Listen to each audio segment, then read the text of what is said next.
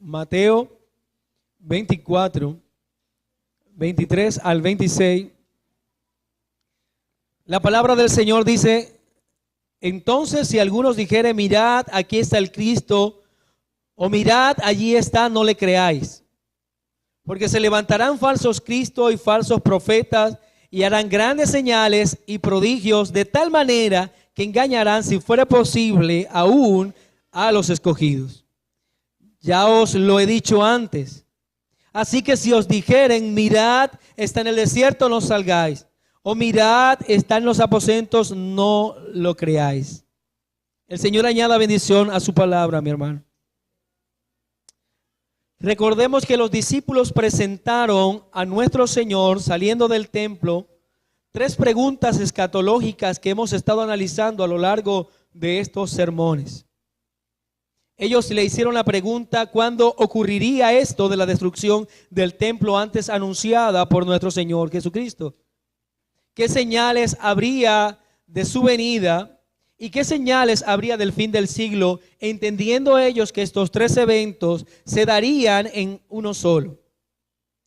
Estas preguntas son objeto de estudio nuestro por la respuesta de nuestro Señor a sus discípulos.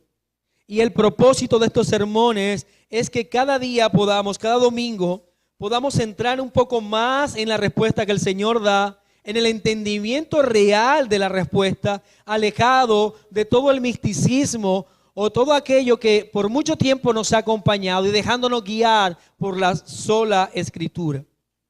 El Evangelio de Mateo, anunciando esto ya en la fase final del ministerio público de nuestro Señor Jesucristo, el martes, que es donde nos encontramos, y sabemos que el viernes el Señor será crucificado. Cristo habla de ese enfoque que nosotros debemos tener claro.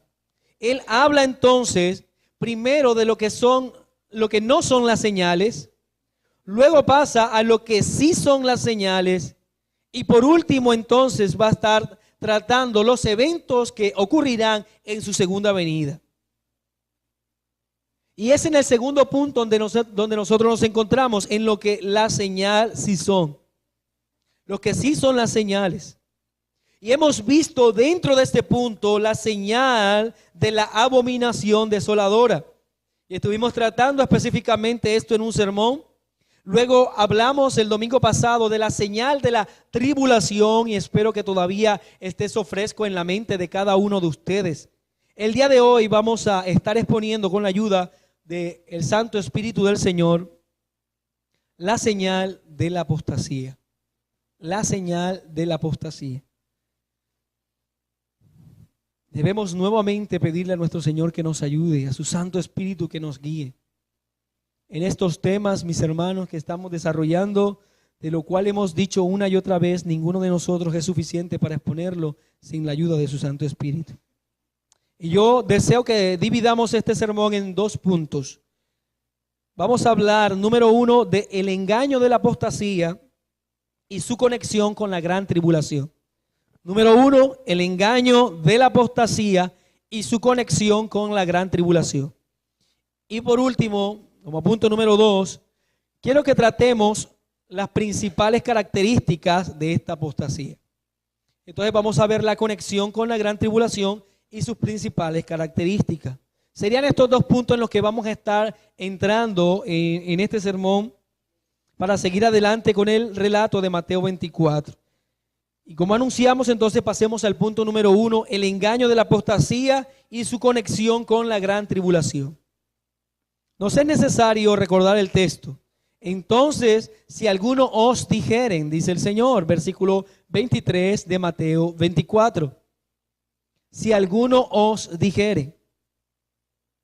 Se puede considerar la apostasía o el engaño al cual muchos abrazarán en los últimos tiempos o los tiempos previos a la venida del Señor Jesucristo, como la gran o como la segunda gran tribulación, y se podría dar ese título también. La iglesia no solo va a padecer por parte de los hombres impíos. La gran tribulación apunta más a cómo el mundo es contrario a la enseñanza y a la predicación del evangelio de la iglesia que vive camino hacia la eternidad. Un mundo que es hostil a ella. De manera que allí podíamos considerar el efecto mismo de la gran tribulación.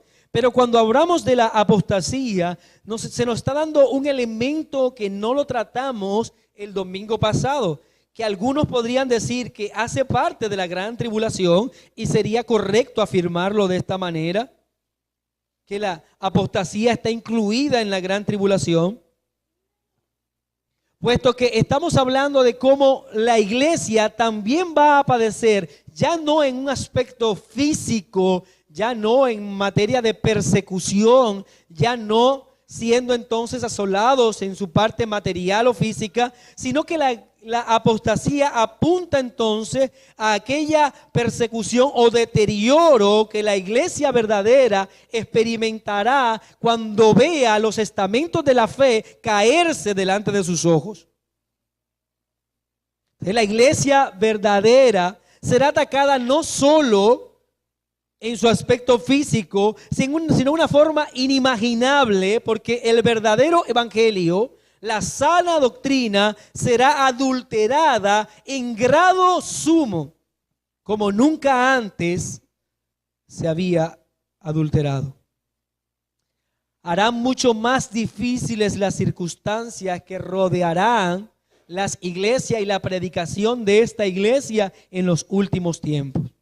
De alguna manera tú y yo, mi hermano, si vamos al padecimiento, si vamos al martirio en un aspecto físico, muchos de nosotros cobraríamos valentía, tomaríamos fuerza de la promesa del Señor y con gusto pondríamos nuestra vida al servicio del Señor. Y este aspecto de la gran tribulación, aunque es enorme y no quiero de ninguna manera rebajarlo, es algo grandísimo por lo que el Señor Jesucristo ha enseñado. No se puede comparar tampoco con la terrible circunstancia que enfrentará la iglesia, que tendrá que ver cómo la fe, la sana doctrina, entrará en una descomposición tal como nunca antes se había dado. El apóstol Pablo advierte que esta verdad que estamos anunciando en este momento vendría sobre la iglesia. Cuando le escribe a Timoteo en su segunda carta, en el capítulo 4, versículos 3 y 4, dice: porque vendrá tiempo futuro, tiempo cuando no sufrirán la sana doctrina, sino que teniendo comezón de oír, se amontonarán maestros conforme a sus propias concupiscencias y apartarán de la verdad del oído y se volverán a las fábulas.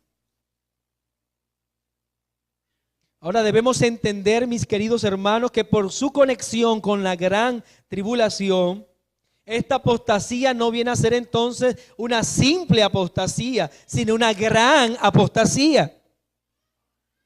Porque la apostasía posee el mismo carácter de las otras señales que hemos estado anunciando. Esto quiere decir que así como hablamos de abominación, siempre presente en la iglesia, pero una gran abominación antes de la segunda venida, así como hemos hablado de persecución siempre en la iglesia, de tribulación siempre en la iglesia, pero una gran tribulación antes de la venida.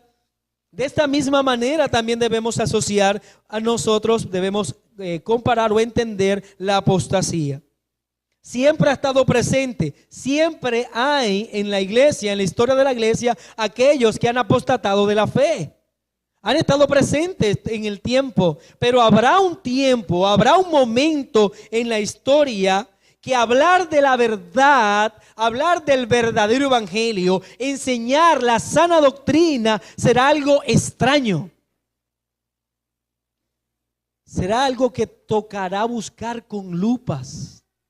Será algo difícil de entender. ¿Por qué? Porque lo normal para muchos de los que se congregan en las algunas llamadas iglesias será escuchar solo doctrina de fábulas engañosas. Querido hermano, podríamos hablar entonces de que como el Señor Jesucristo hablaba de principios de dolores de parto, la apostasía de la que vamos a hablar el día de hoy, de la que estamos tratando, se dará en esos momentos en que los dolores del parto llegan hasta el grado máximo. Y esto reviste nuevamente de gran dificultad el peregrinar de la iglesia en este mundo. Porque muchos seguirán doctrinas erradas. Por años y toda su vida estarán detrás de malas enseñanzas, de pastores y maestros perversos que conducirán solo a la perdición. El apóstol Juan hablando precisamente de esta apostasía, en su primera carta habla incluso ya de ella, presente en la iglesia. Primera de Juan, capítulo 2, versículo 19. Él decía, salieron de nosotros, pero no eran de nosotros. Porque si hubiesen sido de nosotros, habrían permanecido con nosotros, pero salieron para que se manifieste que no todos son de nosotros. Que ya había abandono de la verdadera fe en la iglesia primitiva. El autor de Hebreos también dice que este mal está presente en la iglesia. Hebreos capítulo 3, versículo 12 en adelante. Hebreos 3, del 12 en adelante. Mirad, hermanos, que no haya en ninguno de vosotros corazón malo de incredulidad para apartarse del Dios vivo. Antes exhortaos los unos a los otros cada día, entre tanto que se dice hoy, para que ninguno de vosotros se endurezca por el engaño del pecado. Porque somos hechos partícipes de Cristo, con tal que retengamos firme hasta el fin nuestra confianza del principio. De manera que lo que Cristo está enseñando en su palabra, por medio de esta respuesta a sus discípulos, es que en medio de la gran tribulación que vivirá la iglesia, ella debe estar alerta, debe estar preparada, porque en medio de ella se va a introducir el engaño, atacando la verdad y procurando desviar a los creyentes tras el error. La una, en este caso la gran persecución, la gran tribulación, no va a aparecer sin la otra. Se encuentran tanto la tribulación como la apostasía entretejidas las dos como señales. Por eso que algunos pueden hablar de las dos como una sola señal, pero son dos señales distintas. La una apunta a realidades de tormento físico que experimentará la iglesia, y la otra habla de verdades espirituales atacadas y siendo abandonadas por alguno. Apostasía espiritual. Primera de Timoteo capítulo 4 versículo 1. Pablo dice, pero el Espíritu dice claramente que en los postreros tiempos algunos apostatarán de la fe, escuchando a espíritus engañadores y a doctrina de demonios.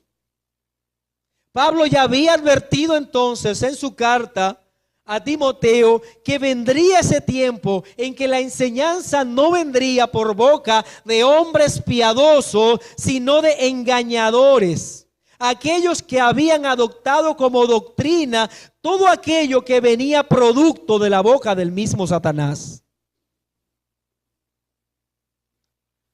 El Señor Jesucristo dice, el versículo 24 de Mateo 24, porque se levantarán falsos cristos y falsos profetas, y harán grandes señales y prodigios, de tal manera que engañarán, si fuere posible, aún a los escogidos. De manera que en la exposición que venimos haciendo, mi hermano, en forma organizada, progresiva, detallada de los eventos narrados por el Señor, no debemos esperar persecución en el caso de, como muchos momentos de la historia de la iglesia, en el que fue perseguida y fue el momento en el que más brilló ella en su piedad doctrinal, que más brilló ella en su evidencia de la defensa de la verdadera fe.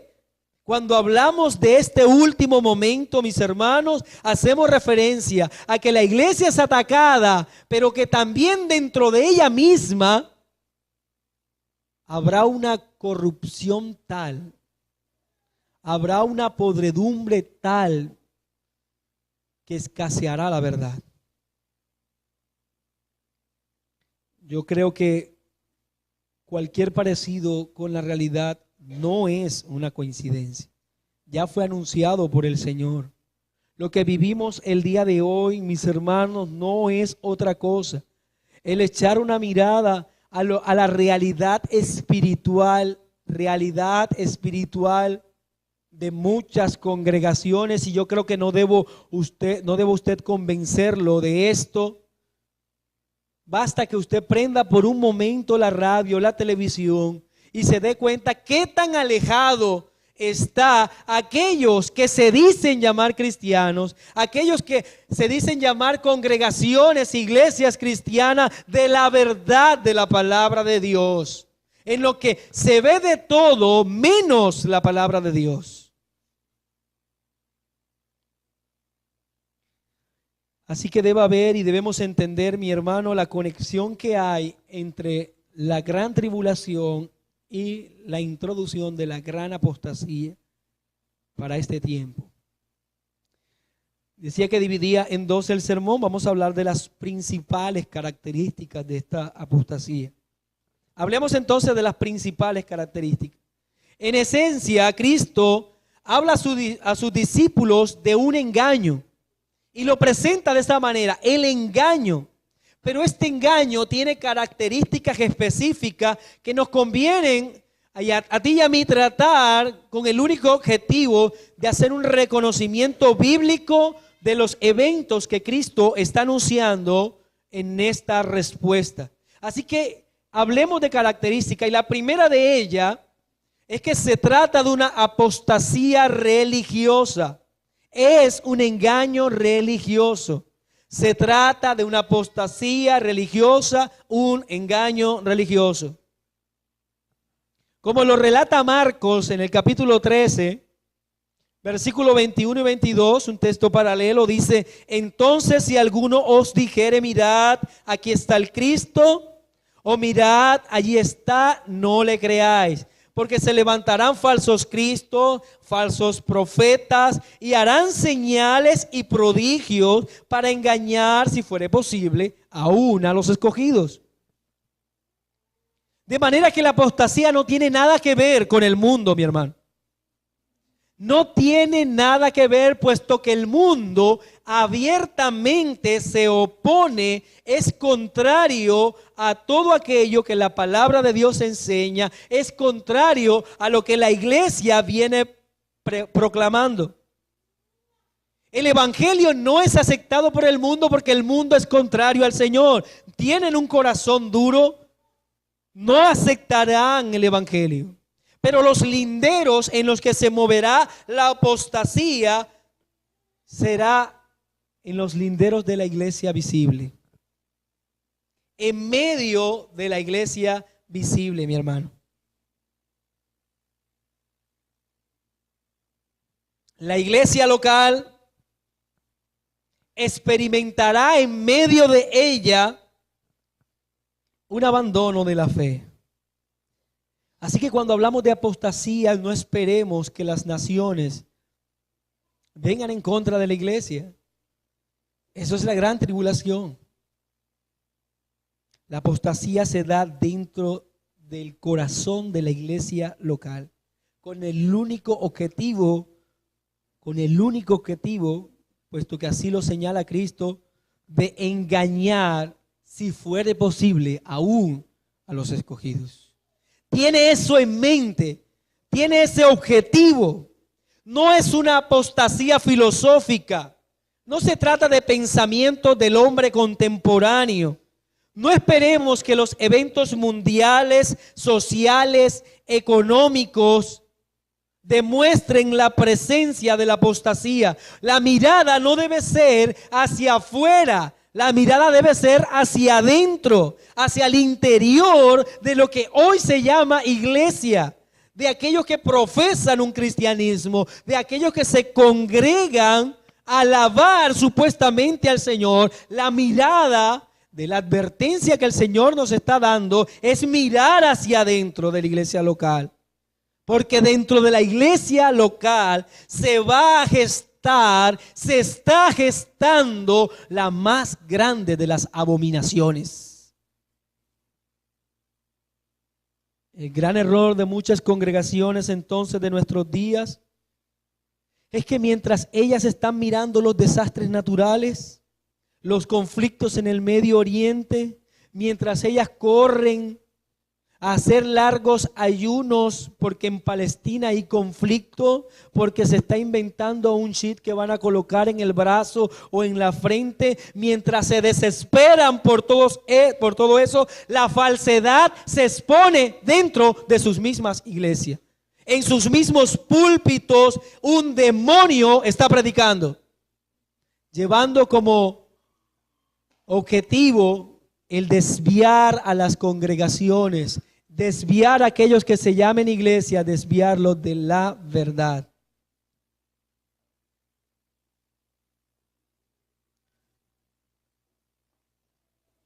Cuán astuto ha sido el enemigo. Cuán astuto, mi querido hermano, que ha tirado piedras el día de hoy. Y las congregaciones corren detrás de las piedrecitas que lanza. Y ves a las congregaciones corriendo de un costado a otro tras las piedrecitas que lanza Satanás, mientras él enseña, adoctrina, presenta todo tipo de falsedad dentro de las iglesias. Pedro alerta a la iglesia de su contexto y también debe ser entendido para nosotros con estas palabras en su segunda carta universal, segunda carta de Pedro capítulo 2. Dice: pero hubo también falsos profetas entre el pueblo, como habrá entre vosotros falsos maestros, que introducirán encubiertamente herejías destructoras y aún negarán al Señor que los rescató, trayendo sobre sí mismo destrucción repentina. Y muchos seguirán sus disoluciones, por causa de los cuales el camino de la verdad será blasfemado. Por avaricia, escúchelo bien lo que está diciendo Pedro, por avaricia harán mercadería de vosotros con vanas palabras fingidas. Sobre tales ya de largo tiempo la condenación no se tarda y su perdición no se duerme.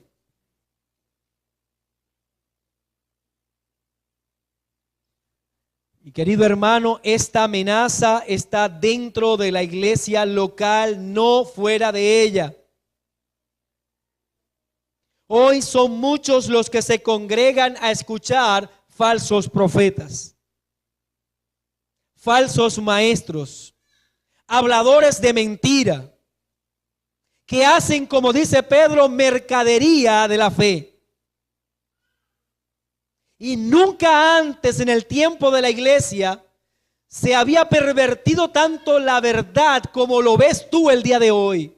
Hoy no hay tema distinto a hablar de dinero dentro de las congregaciones, a motivar al hombre que compre el favor de Dios, que le reclame a ese Dios dueño de todas las cosas y de su vida, que le reclame que debe prosperarlo, que debe llenarlo de riqueza y de favores. Hubo también falsos profetas entre el pueblo, dice Pedro, como habrá entre vosotros falsos maestros. En la predicación que hace el apóstol Pablo en Hechos capítulo 20, en la advertencia que hace a la iglesia, dice desde el versículo 29, porque yo sé que después de mi partida entrarán en medio de vosotros lobos rapaces que no perdonarán al rebaño. Y de vosotros mismos se levantarán hombres que hablen cosas perversas para arrastrar tras sí a sus discípulos. Por tanto, velad, acordaos que por 3 años, de noche y de día, no he cesado de amonestaros con lágrimas a cada uno. Así que los apóstoles también advirtieron de la presencia de una falsa enseñanza, de todo aquello que se desvía de la verdad. Cristo advierte de los falsos maestros, de los falsos profetas que pretenderán engañar a la iglesia. Estarán dentro de la iglesia local. Claramente tú y yo sabemos que la iglesia invisible, que los escogidos de Dios, por lo que enseña el texto, son imposibles de quitar, de sacar del cuidado de la mano del Padre. Pero eso no quiere decir que no se intente, que no sea ese el objetivo. Así que como primera característica, mi hermano, de esta apostasía es una religiosa, es una de en medio de la congregación. Por eso nosotros debemos dejar de estar mirando tanto hacia los eventos que ya claramente enseñamos en esta serie de sermones, que no son señales de la segunda venida, y debemos empezar a poner lupa a la doctrina que se está siendo predicada. No crea en todo lo que dice el pastor porque simplemente lo dice el pastor. Obedezca y que su mente sea cautiva a la obediencia de Cristo y a la obediencia a su palabra. A eso dígale amén, mi hermano. Al resto de cosas, téngalas por anatema. Cristo advirtió entonces que la apostasía se daría dentro del contexto religioso. Número 2, la segunda característica es que este engaño pretende usurpar el lugar de Cristo. Este engaño pretende usurpar el lugar de Cristo. Por eso el Señor dice, porque se levantarán falsos cristos y falsos profetas. La palabra que se muestra aquí y que Mateo la registra es la palabra pseudes, que traduce uno que no es, o uno que usurpa o toma el lugar de aquel que en realidad es. Uno que no es, pero que toma el lugar de uno que sí es. Y el apóstol Pablo enseña en forma clara este punto al escribirle a los hermanos de Tesalónica y les describe tanto la apostasía como la segunda venida. Y describe que la apostasía sería previa, sería antes a la segunda venida. Así que lo que estamos tratando guarda toda la relación con una señal que antecederá a la segunda venida. Y él habla de la aparición de aquel que pretende tomar el lugar de Cristo, en lo que Cristo le llama falsos Cristos. Segunda Tesalonicenses capítulo 2, versículo 1 en adelante. Pero con respecto a la venida de nuestro Señor Jesucristo y nuestra reunión con Él, os rogamos, hermanos, que no os dejéis mover fácilmente de vuestro modo de pensar, ni os conturbéis, ni por espíritu, ni por palabra, ni por carta como si fuera nuestra, en el sentido que el día del Señor está cerca. Nadie os engañe en ninguna manera, porque no vendrá si que antes venga la apostasía y se manifieste el hombre de pecado, el hijo de perdición. Está diciendo Pablo, no va a venir el Señor hasta que no se dé la apostasía y aparezca el hijo de perdición. Sigamos, el cual se opone y se levanta contra todo lo que se llama Dios o es objeto de culto, tanto que se sienta en el templo de Dios como Dios, haciéndose pasar por Dios. ¿Qué está anunciando Pablo, mi hermano, a la luz de todo lo que nosotros hemos analizado, conforme a la Escritura y a lo que venimos desarrollando en esta serie de sermones? Cristo anuncia la llegada de un tiempo en el que se presentará, como él lo dice en plural, se presentarán falsos Cristos. Ahora el apóstol Pablo describe en singular la aparición del anticristo.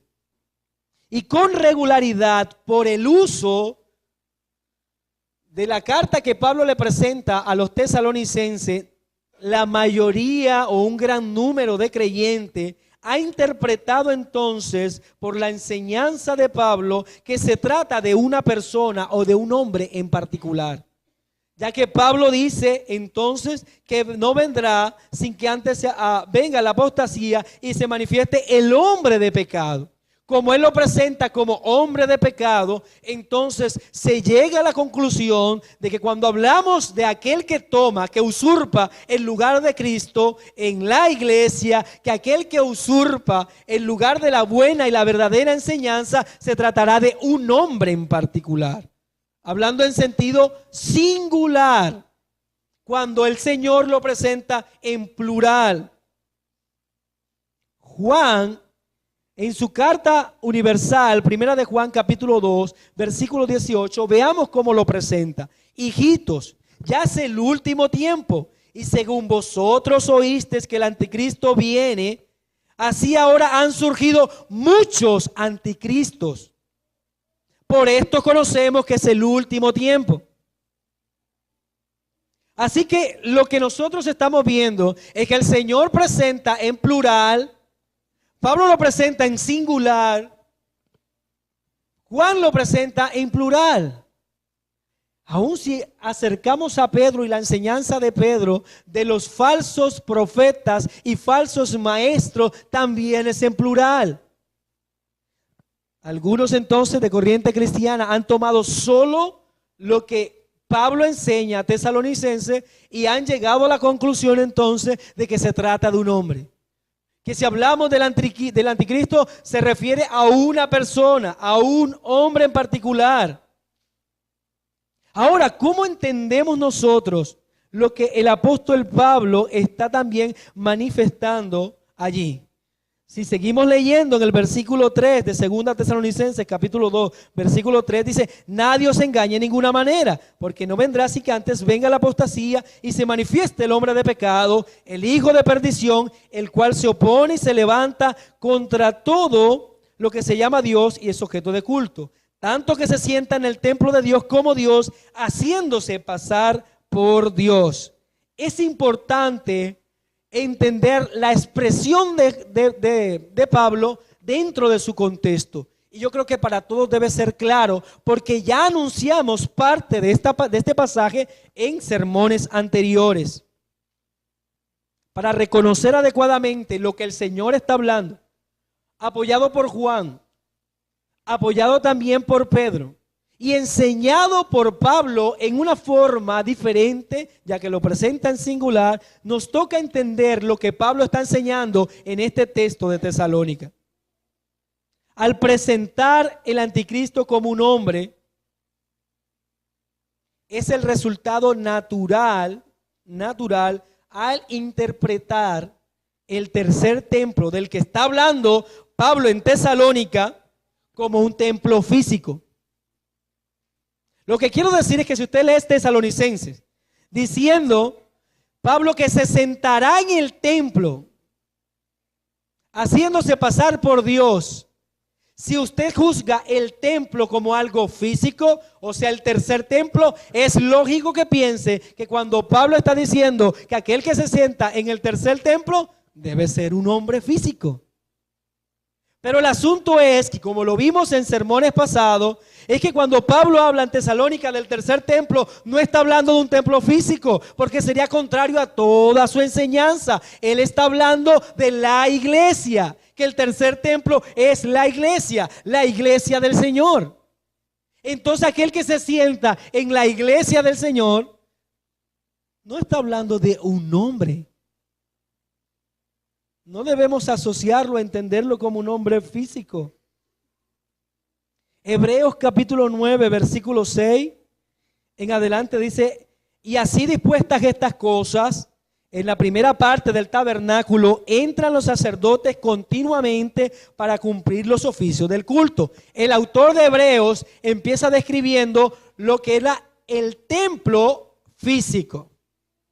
Pero en la segunda parte, solo el sumo sacerdote una vez al año, no sin sangre, la cual ofrece para sí mismo por los pecados de ignorancia del pueblo, dando al Espíritu Santo a entender con esto que aún no se había manifestado el camino al lugar santísimo, entre tanto que la primera parte del tabernáculo estuviese en pie,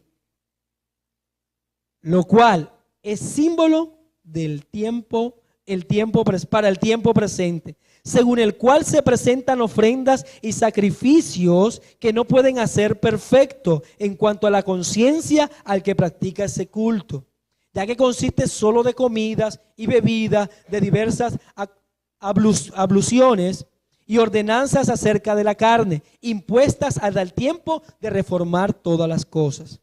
Pero estando ya presente Cristo, mire que el autor de Hebreos ya describió todo lo que tiene que ver con el templo.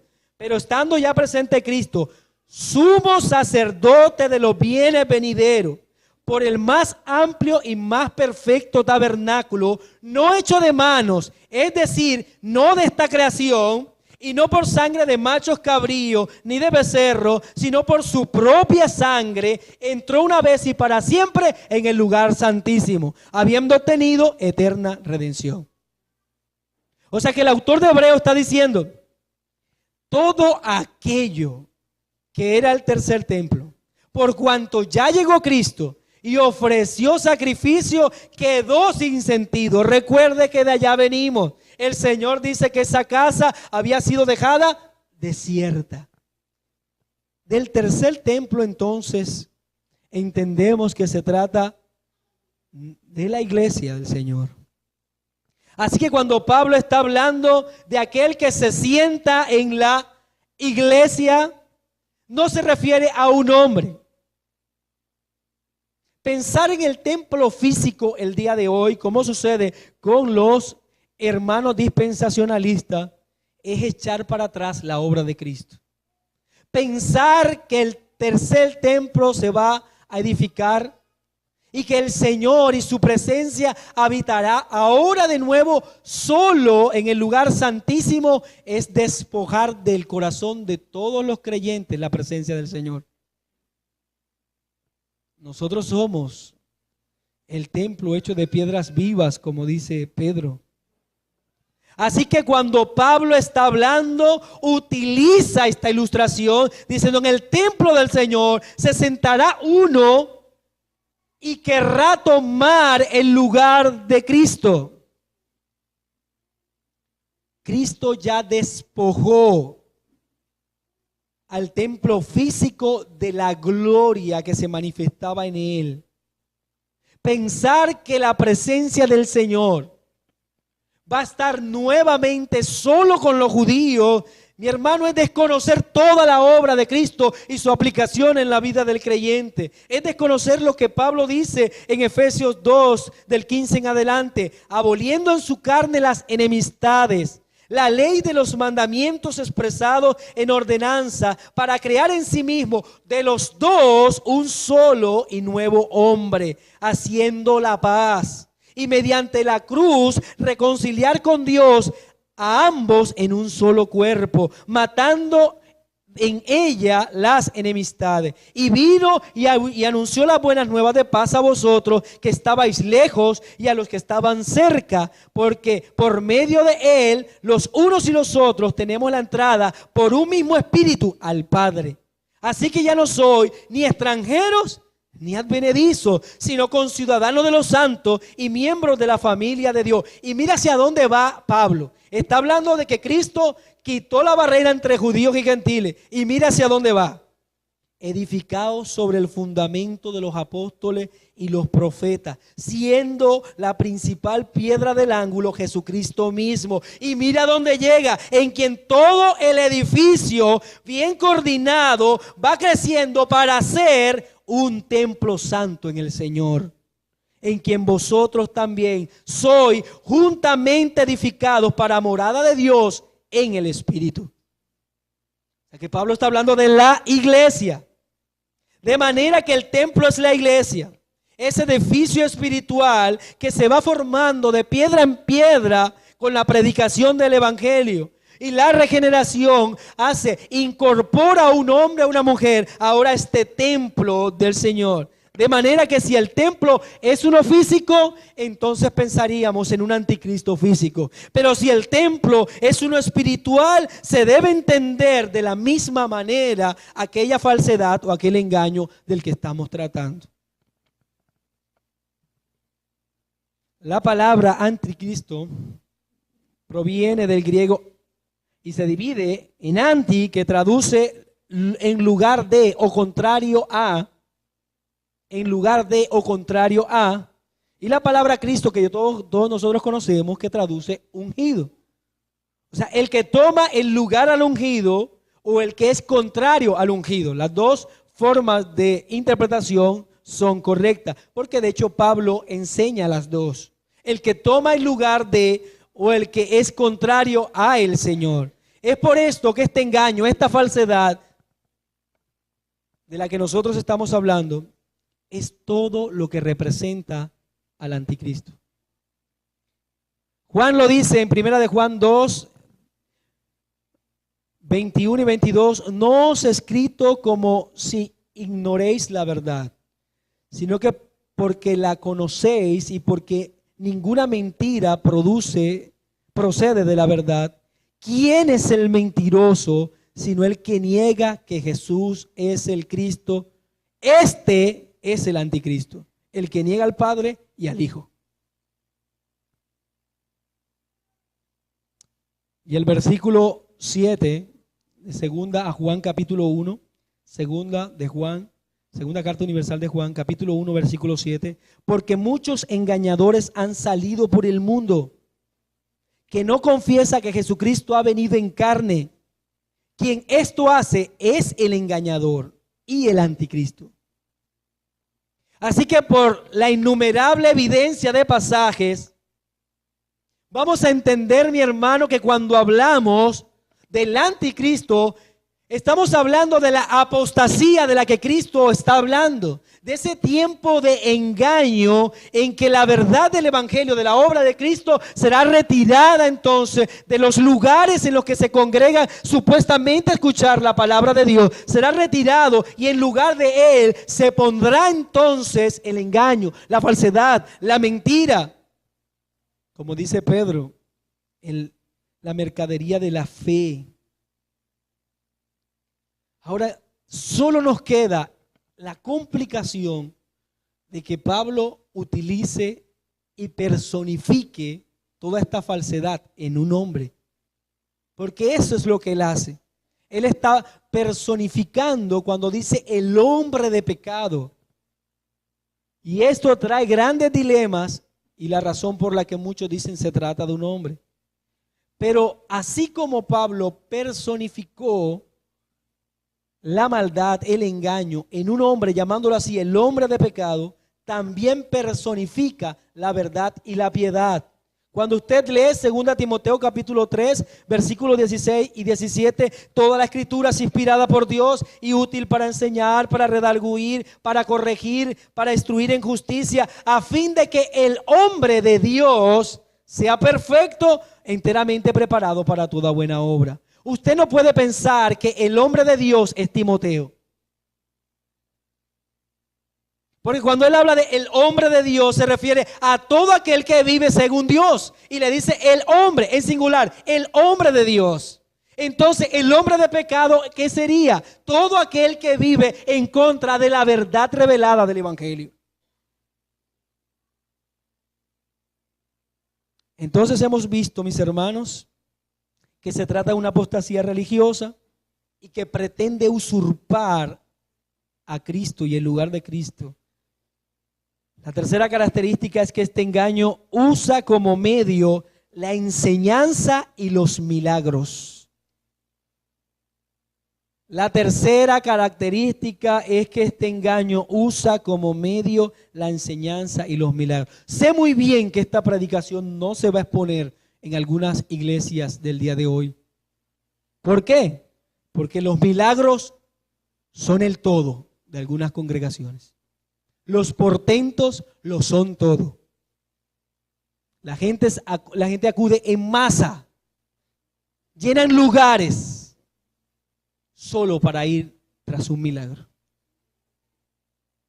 Y lo que está diciendo el Señor Jesucristo es que ese tiempo de engaño será caracterizado por la presencia de milagros y falsa enseñanza. Entonces, si alguno dijere, mirad, aquí está el Cristo, o mirad, allí está, no le creáis, porque se levantarán falsos cristos y falsos profetas y harán grandes señales y prodigios, de tal manera que engañarán. Cuando Cristo está representando este terrible engaño, le da una posición de falsos profetas.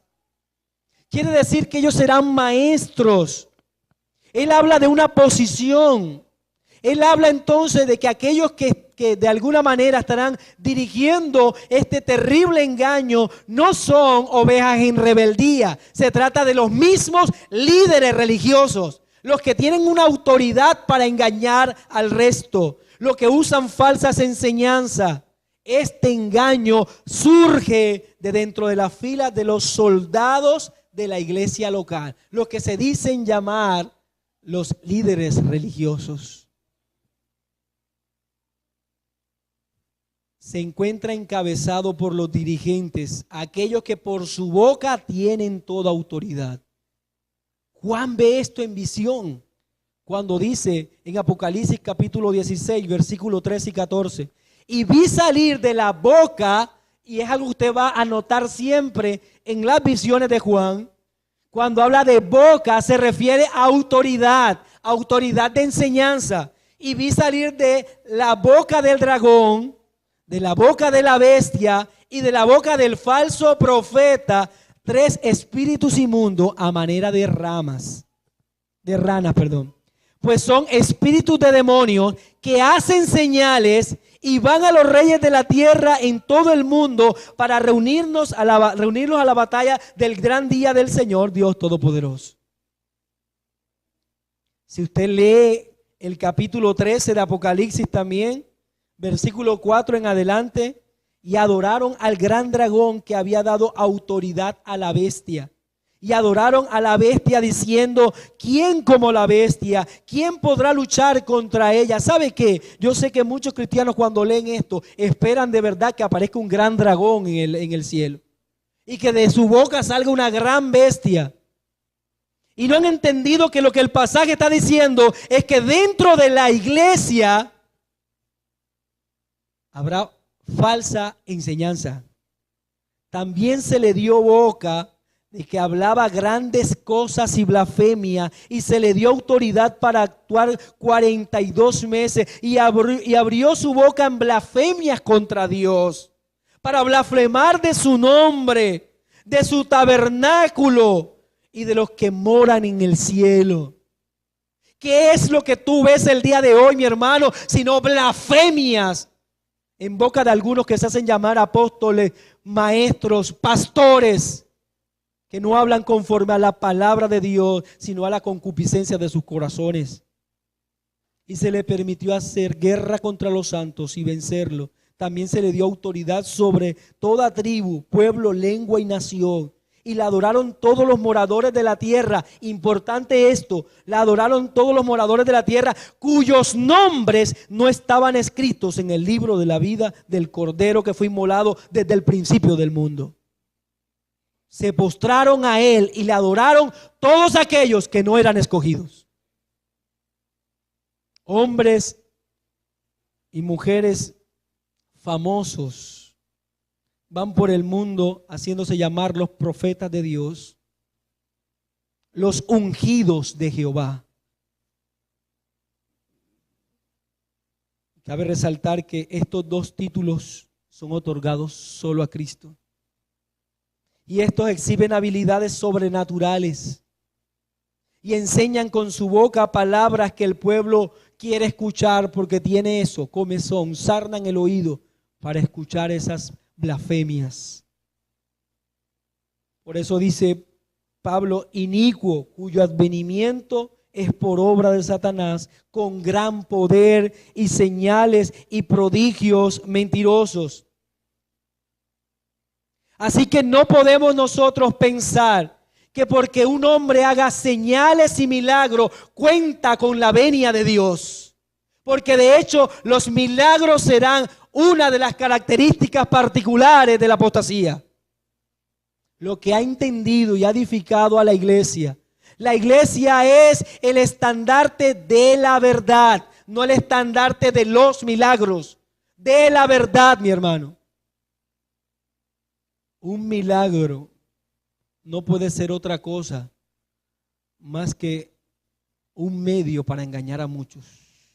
Y es eso lo que nosotros vemos hoy.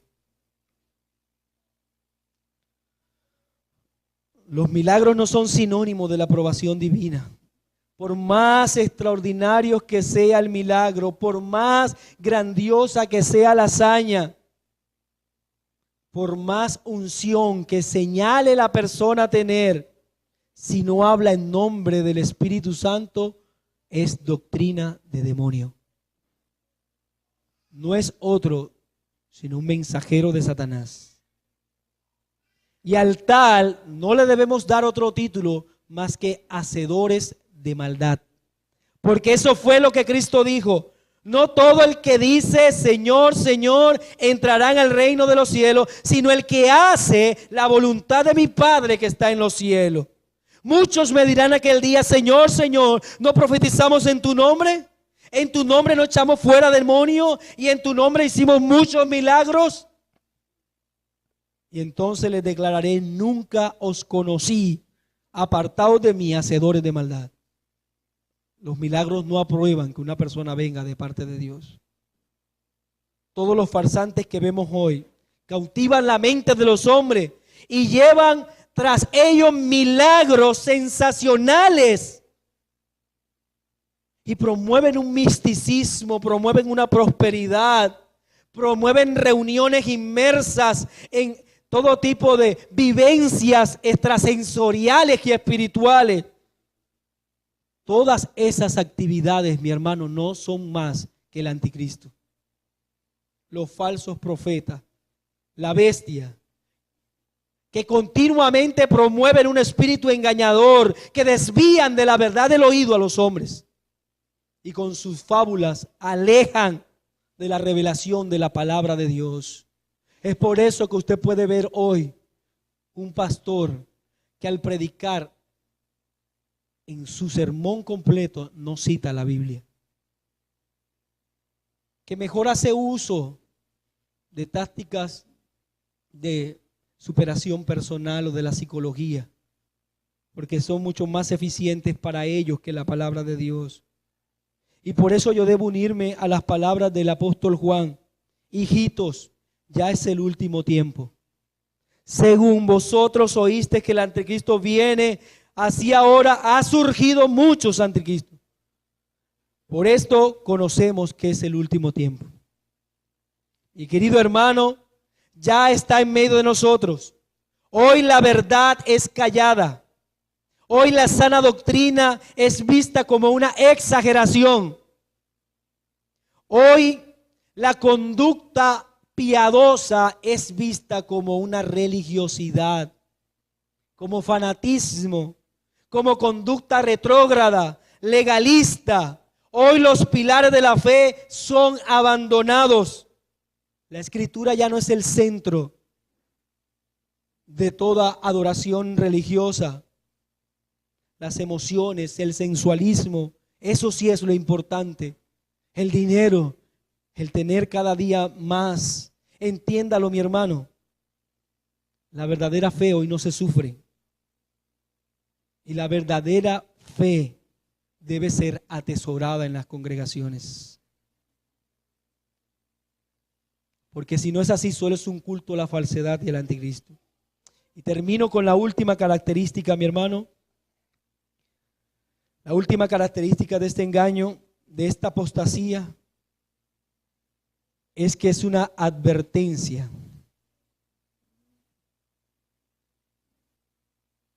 Es una advertencia. Nosotros no somos como aquellos viajeros que emprenden rumbo sin saber hacia dónde van.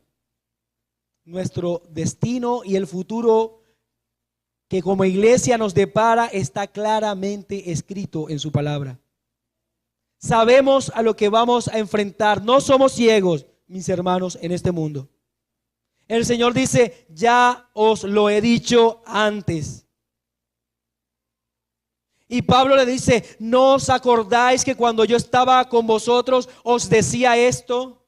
Por lo tanto, estas enseñanzas, aunque no le guste a muchos, deben ser predicadas en los púlpitos. Se debe advertir a la iglesia una y otra vez de la presencia de la falsedad que quiere carcomer el día de hoy a la iglesia de estos últimos tiempos.